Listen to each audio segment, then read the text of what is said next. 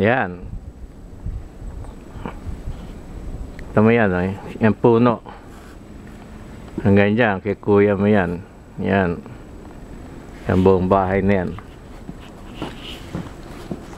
Yan, yung buong bahay na yan. Yan ang kay kuya mo.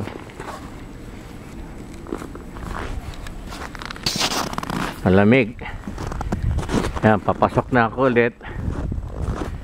Naninigas na yung mga kamay ko sa lamig ulit. Daig ba yun ng freezer ng rep. Yan, tingnan yung gamit ng mga kapitbahay, oh. So, nagnanakaw, iniiwan yan hanggang umaga, gabi, wala. So, nagnanakaw. Yan, oh. 12:06.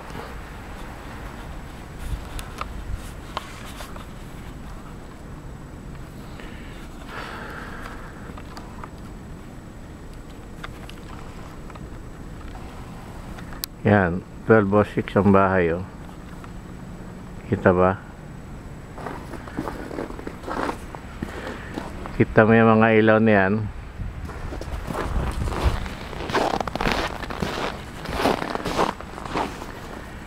Nag-automatic yung mga ilaw na yan sa gabi.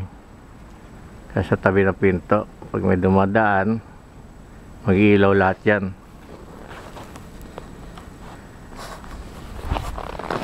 Ito yung gamit ng kuya, oh.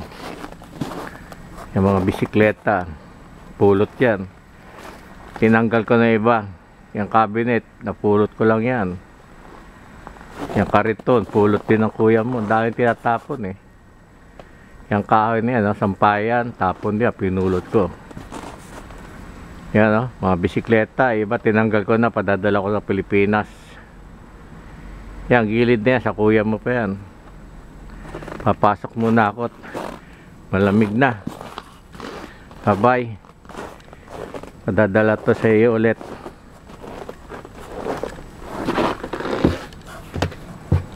Yan, kulay green na yung bubong. Mahaba yan. Hanggang doon sa dulo yan.